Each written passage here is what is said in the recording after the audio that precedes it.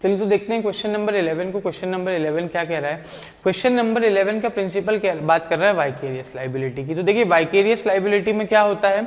Vicarious liability में भैया आपका जो प्रिंसिपल होता है वो एजेंट की किस चीज के लिए लाइबल होता है? ऐसे किसी भी एक्ट के लिए लाइबल होता है, किसी भी टॉर्ट के लिए लाइबल होता है जो उसने कहाँ कमिट किया हो, वो उसने कमिट किया हो under the course of his employment. ठीक है। और जब मास्टर और प्रिंसिपल है वो किसी भी प्राइवेट रॉन्ग के लिए लाइबल नहीं होते, किसके? अपने सर्वेंट के या एजेंट के। ठीक। तो which of the following statement depicts correct legal position in the given situation? Situation क्या है कि एक्स ने क्या किया, कुछ कैश अपने नेबर को हैंडओवर किया। नेबर कौन था? वाई था। और वाई क्या था? वाई कैशियर था किसमें? एक बैंक में। और वो कैश हैंडओवर करते हुए एक्स ने क्या बोला कि भैया ये आप जो है पैसा बैंक में जमा कर दीजिएगा। ठीक है। और वाई ने क्या किया? जमा करने की जगह उस पैसे को उसने मिसअप्रोप्रिएट कर दिया। क्या कर दिया उसने? उस पैसे को मिसअप्रोप्रिएट कर दिया। और देखिए अब यहाँ पे क्या बैंक लायबल होगा? बैंक तब लायबल होता है जब उसने उसको, देखिए अगर वो एजेंट होता उसने ऑथराइज कर रखा होता कि भाई आप जाइए और लोगों के घर से कैश कलेक्ट लाके बैंक में जमा कीजिए। ठीक है ना, उसने ऑथराइज्ड एक्ट किया एज एन एजेंट, ना ही वो अपने कोर्स ऑफ एम्प्लॉयमेंट में था। क्यों? क्योंकि कोर्स ऑफ एम्प्लॉयमेंट में वो कब होता है? जब वो अपने ऑफिस आवर्स में रहता है। ठीक है। सुबह 10 बजे बैंक जाता है, शाम को 4 बजे तक बैठता है, वो उसके ऑफिस आवर्स में, वो अपने ऑफिस आवर्स में क्या रहता है? Under the course of employment रहता है। समझ रहे हैं इस बात को? तो उसने अपने कोर्स ऑफ एम्प्लॉयमेंट से बाहर निकल करके वो काम किया। Getting it? तो अब अगर आप अपने कोर्स ऑफ एम्प्लॉयमेंट से बाहर निकल करके कोई काम कर रहे हैं तो उसके लिए आपका मास्टर लायबल क्यों होगा या आपका प्रिंसिपल लायबल क्यों होगा? ठीक है। और यही बात हमारा प्रिंसिपल भी कह रहा है कि for the tort which is committed in the course of employment, और कोर्स ऑफ एम्प्लॉयमेंट में अगर कोई टॉर्ट कमिट नहीं हो रहा है तो उसके लिए किसी भी सर्वेंट के लिए कोई भी मास्टर लायबल नहीं हो सकता। ठीक। तो ऑप्शन देखिए, ऑप्शन कह रहा है कि the bank would not be liable because Y did not do any wrong in the course of his employment. बिल्कुल सही जवाब। ठीक। और बी बोल रहा है कि the bank would be vicariously liable because Y was the employee of the bank but he was not in the course of employment. The bank would not be liable because Y did not do any wrong. अरे wrong तो उसने किया है। ठीक है। The bank would be liable because Y acted as bank's agent. बिल्कुल नहीं, उसने बिल्कुल एजेंट की तरह काम नहीं किया है। ठीक है। चलिए क्वेश्चन नंबर 12 यहाँ पे मुझे लग रहा है कि ये रिपीट हो गया है। चलिए आगे बढ़ते हैं, देखते हैं question number 13। A person has no legal remedy for an injury caused by an act to which he has consented. भाई एक पर्सन के पास कोई भी लीगल इंजरी, कोई भी लीगल रेमेडी नहीं होती किस चीज के लिए? ऐसी किसी भी इंजरी के लिए जिसके लिए उसने क्या किया हो? उसने खुद ने कंसेंट दी हो, उसने खुद ने अपनी कंसेंट दी हो। तो देखिए क्या होता है कि आर होता है क्रिकेट एंथुजियास्ट, क्रिकेट प्रेमी होता है, वो क्या करता है? T20 मैच की टिकट खरीदता है। किससे खरीदता है? आईपीएल वालों से खरीदता है। ठीक है। इंडियन प्रीमियर लीग का वो मैच देखने जाता है, और जब वो इंडियन प्रीमियर लीग का मैच देखने जाता है तो वहां से एक पड़ता है छक्का, और जो छक्का पड़ता है तो वो लेदर बॉल आकर के वाई को लग जाता है। ठीक है। आर को लग जाता है। मीन अब जब आर को वो बॉल लगता है तो आर को क्या होता है? कुछ चोटें आ जाती हैं, और वो चोट आने के बाद वो क्या करता है कि वो इंडियन प्रीमियर लीग की जो भी बॉडी है, ऑर्गेनाइजिंग बॉडी, उसे क्या करता है? सू कर देता है। किस चीज के लिए? इस चीज के लिए कि भाई आपके कारण मुझे इंजरीज फेस करनी पड़ी, मुझे लॉस हुआ। तो देखिए जब हम क्रिकेट मैच देखने जाते हैं तो हमें पता है कि आजकल T20 मैचेस कितने धमाकेदार होते हैं। पहली बॉल से लेकर के पूरी 120 बॉल तक छक्के पे छक्के पड़ते रहते हैं, और कोई भी बॉल आके हमारे सर में, हाथ में, कान में, नाक में कहीं पे भी लग सकती है। ठीक है। उस पर उसका किसी का कंट्रोल नहीं है। तो हम कहीं ना कहीं उस रिस्क के लिए खुद को एक्सपोज करते हैं, अपनी कंसेंट देते हैं, और उसके लिए कोई दूसरा इंसान लायबल नहीं हो सकता है। तो यहाँ पे जो आर दूसरे इंसान को, मतलब कि आईपीएल को लायबल कर रहे हैं, वो बिल्कुल गलत होगा और आईपीएल लायबल नहीं होंगे। तो देखते हैं हमारे जो ऑप्शन है वो क्या कह रहे हैं कि ऑप्शन कह रहे हैं कि आर शुड बी कंपनसेटेड। अरे भाई किस बात का कंपनसेशन? ठीक है। ये बोल रहा हूँ because he purchase the ticket for entertainment. हाँ तो एंटरटेनमेंट में इंजरी हुई है, लेकिन उस इंजरी के लिए उन्होंने कंसेंट दी है। R would fail in his action as he voluntarily. बिल्कुल उसने वॉलंटरली खुद को एक्सपोज किया रिस्क में, वो एक्शन में फेल होगा। नन ऑफ द अबव आपका गलत ऑप्शन हो जाएगा। और IPL would be liable as it did not ensure that the spectator were protected from the risk of such injuries. बिल्कुल गलत ऑप्शन होगा।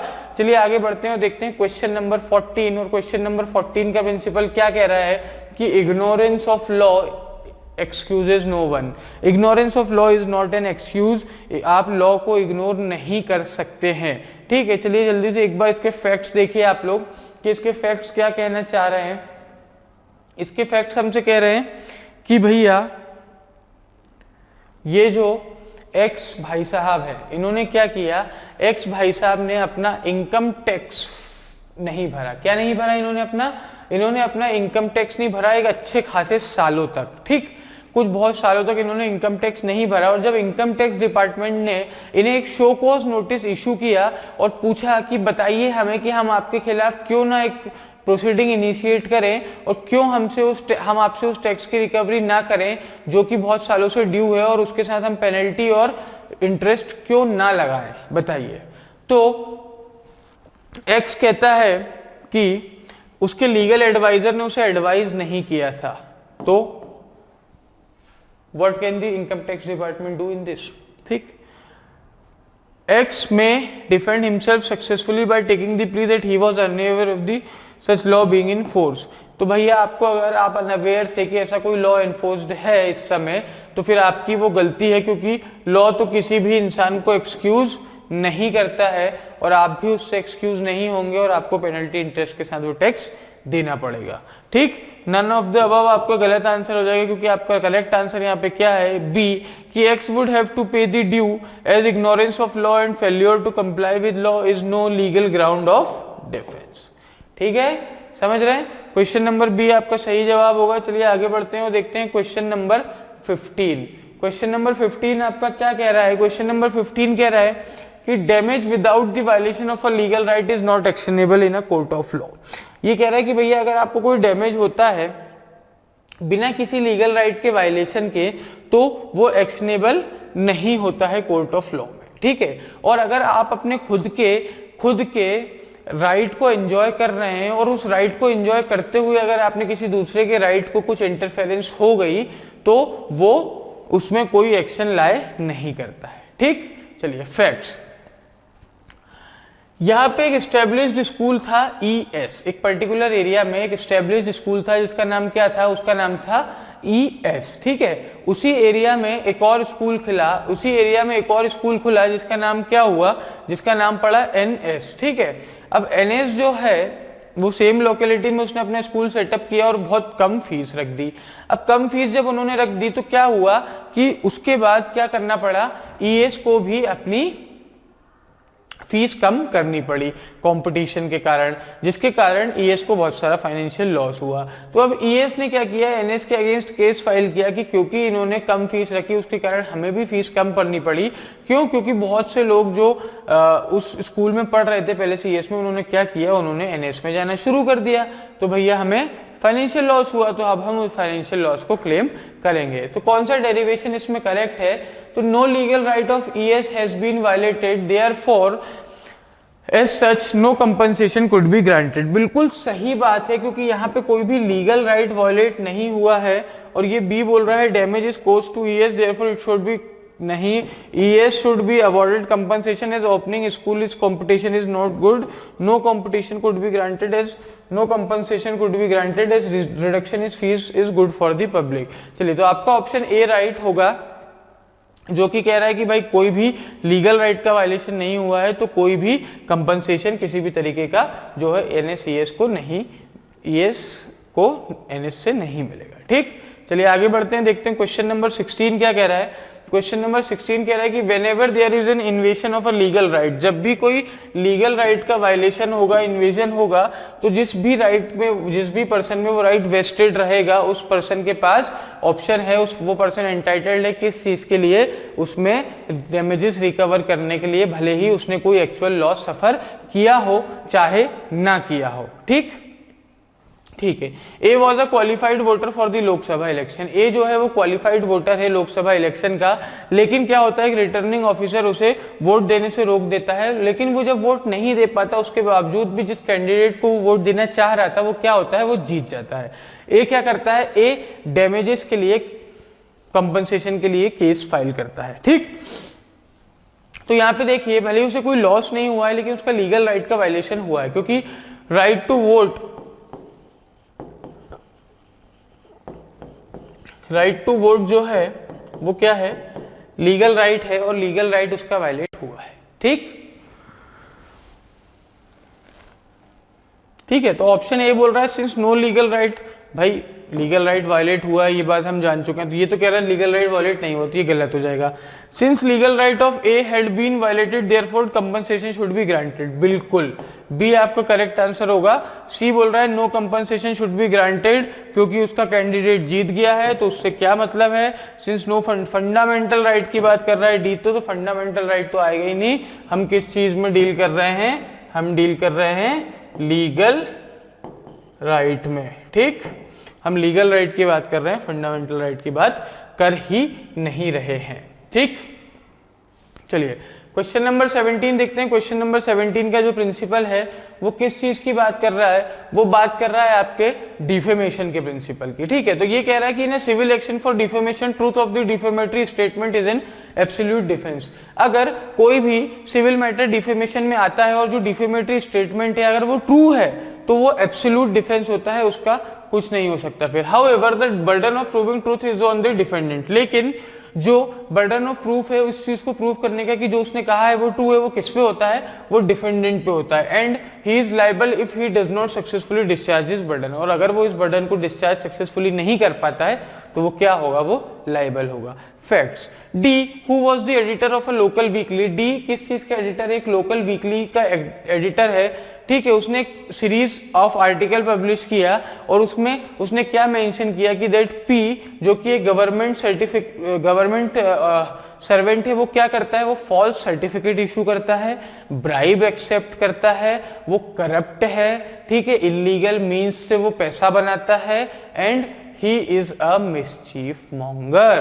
ठीक, मिसचीफ क्रिएट करने से उससे बड़ा आदमी कोई नहीं है। P brought a civil action against D who could not prove the fact published by him। तो भैया P जो गवर्नमेंट सर्वेंट था उसने एक सिविल सूट लेके आया डिफेमेशन का डी के अगेंस्ट, और जब कोर्ट में पहुंचे तो वो इस बात को प्रूव नहीं कर पाया कि जो भी उसने पब्लिश किया था अपनी मैगजीन में that is true. Under the circumstances, which of the following derivation is correct? D would be liable since he could not prove the fact published by him. D would not be liable as such an action could curtail the right of expression। भाई right of expression है पर वो absolute नहीं है, आप हर किसी के बारे में हर कुछ नहीं बोल सकते, तो ऑप्शन एलिमिनेट हो जाएगा। D would not be liable as media could publish anything, बिल्कुल नहीं, ऐसा नहीं है। None of the above भी आपका ऑप्शन गलत है, क्यों, क्योंकि ये ऑप्शन आपका सही है कि D would be liable since he could not prove the fact published by him। ठीक है, तो जो बर्डन ऑफ प्रूफ था वो उसे डिस्चार्ज नहीं कर पाया। ठीक, समझ रहे हैं? चलिए आगे बढ़ते हैं, देखते हैं question number 18। A gift comprising both existing and future properties void as to the latter. ठीक है, एक गिफ्ट जिसमें दो तरीके की प्रॉपर्टी कंप्राइज कर रही हो, वो कि क्या, एक एग्जिस्टिंग प्रॉपर्टी और एक फ्यूचर प्रॉपर्टी, वो क्या होता है, वो वॉइड होता है। ठीक है, एज टू द लेटर, किस लेटर के लिए, फ्यूचर प्रॉपर्टी के रिगार्डिंग वो वॉइड होता है। X has a house which is owned by him। X के पास एक घर है जिसे वो खुद ओन करता है। He contracted to purchase a plot of land adjacent to the said house। उसी हाउस के बगल से उसके एक प्लॉट पड़ा था जिसको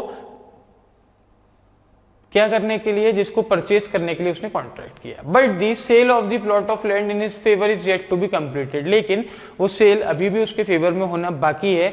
ही makes a gift of both the properties house and land to Y. वो क्या करता है, वो उस घर की भी और उस प्लॉट की भी दोनों को गिफ्ट कर देता है, किसे, वाई को। ठीक, लेकिन अब देखिए जो हाउस है वो क्या है, वो एक एग्जिस्टिंग प्रॉपर्टी है, लेकिन जो प्लॉट है वो क्या है, वो एक फ्यूचर प्रॉपर्टी है।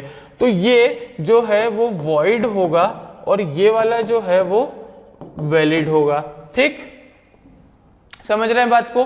तो gift of both the properties is valid, बिल्कुल नहीं। Gift of both the properties void, बिल्कुल नहीं।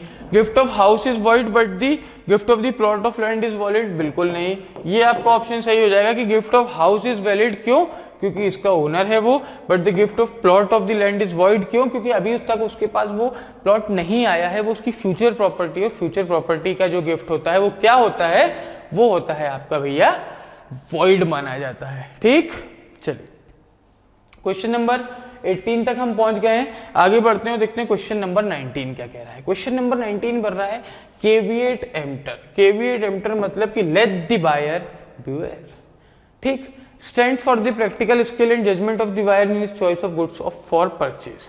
ये किस चीज के लिए होता है? ये practical skill and judgement of the buyer की बात करता है, उस किस रिलेटेड, उसके चॉइस ऑफ गुड्स, ठीक है, जब वो परचेज करना चाहता है।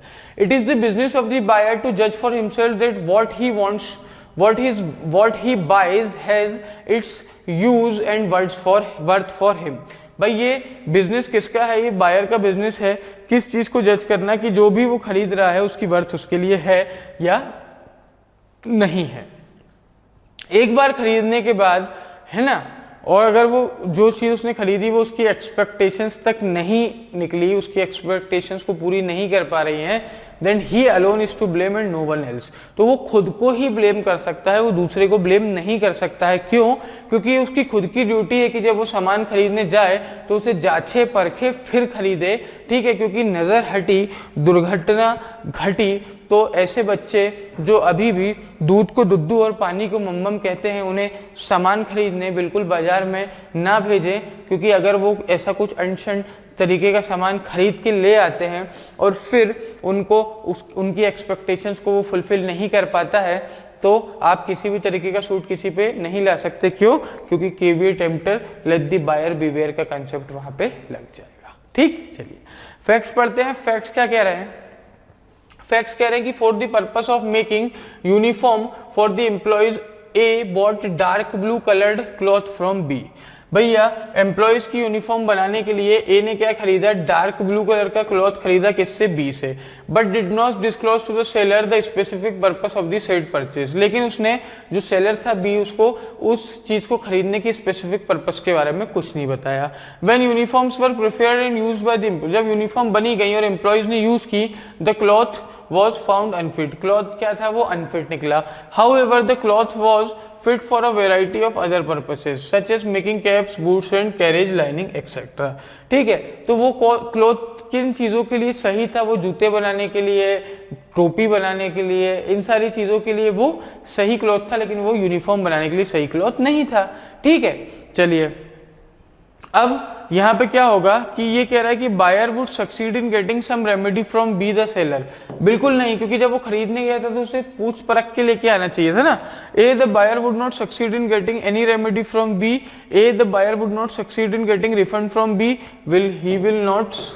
ए the buyer would succeed in getting a different variety of cloth from B. बिल्कुल नहीं, इसका ऑप्शन बी सही हो जाएगा कि A the buyer would not succeed in getting any remedy from B, क्योंकि जब वो खरीदने गया था तो उसको डिस्क्लोज करना चाहिए, उससे पूछना चाहिए कि भैया मैं इस चीज के लिए सामान लेके जा रहा हूँ, ये काम करेगा नहीं करेगा, कैसा काम करेगा, ये सारी चीजें पूछ परख के ही उसे लेकर के आनी चाहिए थी। अगर उसने ऐसा नहीं किया है तो वहां पे पूरी गलती किसकी है? वहां पे पूरी गलती जो है हमारे भाई साहब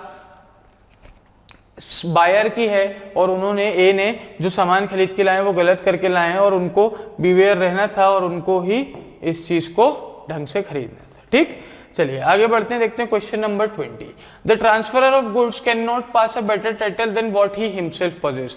एक गुड को अगर कोई ट्रांसफर कर रहा है तो वो जो टाइटल उसके पास खुद का है, खुद के पास उससे बेटर टाइटल तो वो ट्रांसफर नहीं कर सकता है ना। ठीक है, ठीक है। X sells to stolen bike to sells a stolen bike to Y, Y buys it in good faith. X क्या करता है? एक्स एक चोरी की हुई बाइक वाई को बेच देता है और वाई उसे गुड फेथ में खरीद लेता है। As regards the title to bike which one of the following derivation is correct? The real owner can not get back the bike from Y, Y will get no title as transfers, X title was defective, Y will not get good title as he is a bona fide buyer, Y will get good title as not committed any wrong। नहीं, देखिए Y will get no title as transferors excess title was defective। जब उसका खुद का title ही जो था वो क्या था? वो डिफेक्टिव था, तो वो किसी दूसरे को सही टाइटल कैसे दे सकता है? वो बिल्कुल किसी दूसरे को सही टाइटल जो है नहीं ट्रांसफर कर सकता है, क्योंकि उसके पास वो खुद के ही पास नहीं था, और जो उसके पास खुद के पास नहीं था वो दूसरे को वो कैसे ट्रांसफर करेगा? चलिए समझ रहे हैं। तो ये हुआ आपका क्वेश्चन नंबर 20। आगे बढ़ते हैं और देखते हैं क्वेश्चन नंबर 21। ठीक है। क्वेश्चन नंबर 21 आपका बात कर रहा है नेग्लिजेंस का, कि नेग्लिजेंस क्या होती है। चलिए देखते हैं इसका प्रिंसिपल क्या कहना चाह रहा है, फिर फैक्ट्स पढ़ते हैं और अपना आंसर निकालते हैं। तो ये कह रहा है कि negligence is a breach of duty और a failure of one party to exercise the standard of care required by law. Negligence क्या होता है, एक ब्रीच ऑफ ड्यूटी होती है या फिर एक पार्टी का फेलियर होता है किस चीज को एक्सरसाइज करने में, एक स्टैंडर्ड ऑफ केयर में जो लॉ रिक्वायर करता है, resulting in damages to the party to whom the duty was owned. और उस जो उसने फेलियर किया है, जो ब्रीच ऑफ ड्यूटी की है, उससे क्या हुआ है, जिस पार्टी की तरफ वो ड्यूटी उसको ओ करता था, उस पार्टी को डैमेजेस हुए हैं। ठीक है, उसने रिजल्ट किया उसमें डैमेजेस में। A plaintiff can take civil action against the respondent if the respondent's negligence causes the plaintiff injury और लॉस ऑफ प्रॉपर्टी। और अगर रिस्पोंडेंट की नेग्लिजेंस के कारण प्लेंटिफ को कुछ भी लॉस हुआ है तो वो उसके खिलाफ सिविल सूट फाइल कर सकता है। ठीक है, फैक्ट्स बोल रहे हैं D went to a cafe and ordered and paid for a tin can of soft drink. D एक कैफे जाता है और क्या करता है, एक tin can of soft drink की जो कैन आती है उसके लिए ऑर्डर करता है। The tin was opaque and therefore the contents could not be seen from outside. The tin क्या थी, ओपेक थी और कंटेंट्स बाहर से नहीं दिख रहे थे। डी ने क्या किया, consumed some of the contents and then lifted the tin to pour the remainder of the contents into a tumbler। उसने कुछ पिया और बाकी एक टम्बलर में डालने के लिए पोर कर दिया। ठीक है, the remains of a snail in decomposed state dropped out of the tin into the tumbler।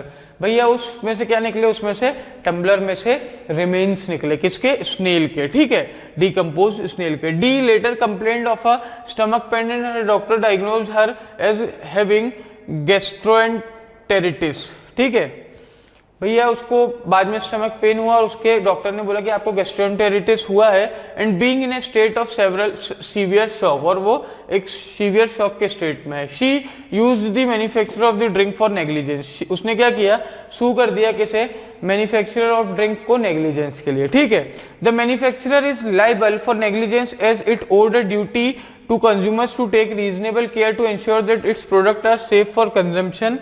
B, the manufacturer is not liable. C, the manufacturer is not liable. And D, the manufacturer could be made liable under criminal law but not for the tort of negligence। बिल्कुल नहीं, बिल्कुल वो negligent है अपने action में। तो B और C क्या कह रहा है कि there is no direct contract between D and the manufacturer, no duty is owned by the। क्यों भाई? C, the manufacturer is not liable for negligence because it would otherwise become very difficult for the manufacturer to do business।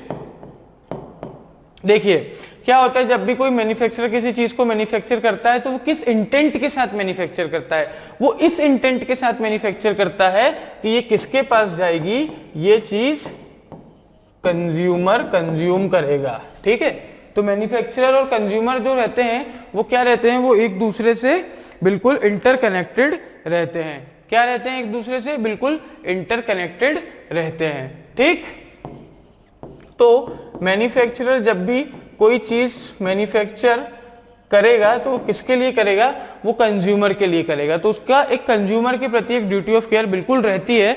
तो the manufacturer is liable for the negligence as it owed a duty to consumer to take reasonable care to ensure that its product are safe for consumption. बिल्कुल आपका option A जो है वो सही है और option A आपका बिल्कुल सही है। चलिए ठीक है, आगे बढ़ते हैं और देखते हैं क्वेश्चन नंबर 22। ठीक, क्वेश्चन नंबर 22 देखते हैं कि क्वेश्चन नंबर 22 का जो प्रिंसिपल है वो हमसे क्या कहना चाह रहा है।